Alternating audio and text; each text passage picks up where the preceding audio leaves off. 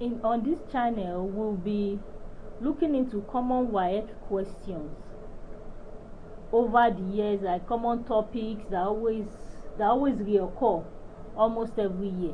So today we are looking into pre-colonial system in Nigeria. We have these are the WAEC questions under pre-colonial system. This pre-colonial system, don't forget, is divided into three.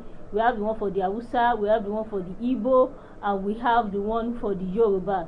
So the question is for the three pre-colonial systems.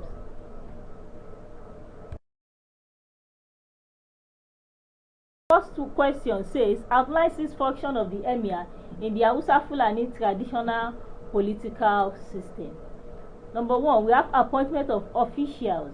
The emir appointed officials for example, we have the Madawaki, we have the Waziri, we have the Galadima, we have the Dogari, we have the Sakinruwa, and so on.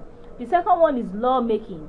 The emir is in charge of making laws within his emirate, making laws over areas under his jurisdiction, also putting into consideration the Sharia law.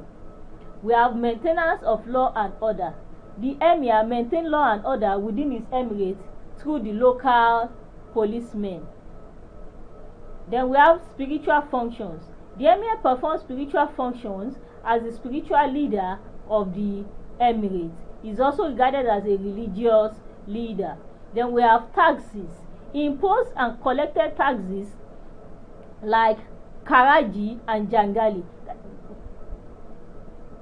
and so on. The Jangali is actually a tax imposed on cattle. Then we have defense of the emirate. He organizes people for the defense of the emirate through the Magdawaki, who is the head of the army.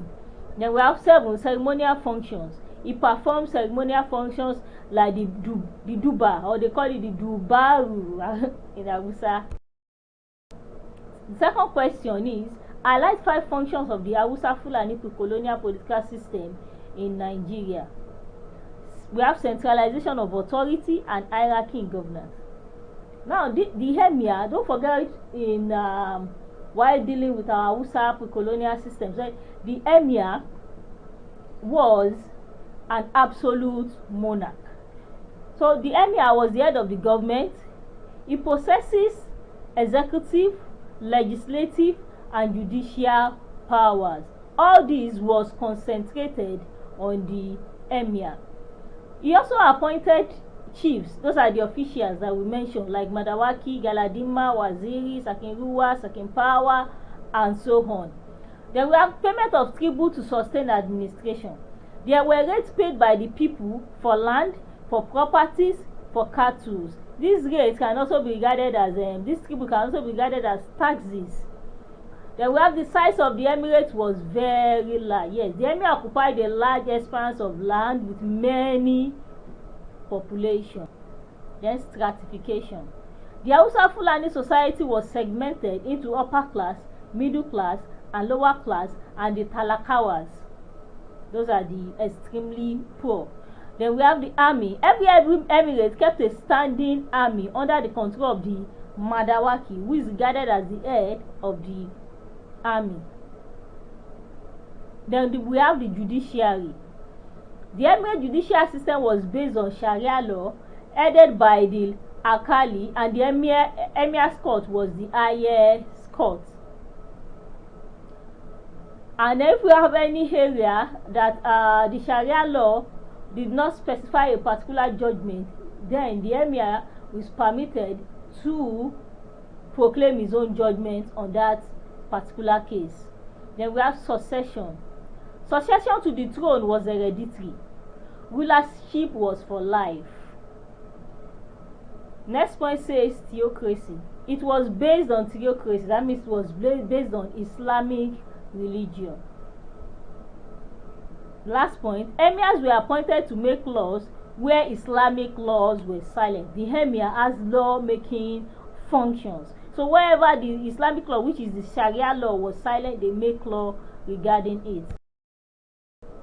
Then the next question, this question says, compare the judicial system of pre-colonial Hausa and Fulani society with that of the Igbo society. 1. The pre-colonial Igbo society was segmented and fragmented. It was segmented and fragmented in the sense that the Igbo society, it was based on small villages. It was not a large administration.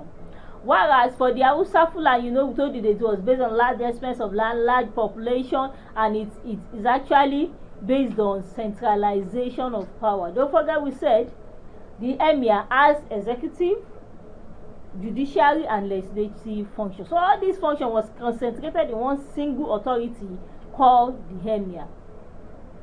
2.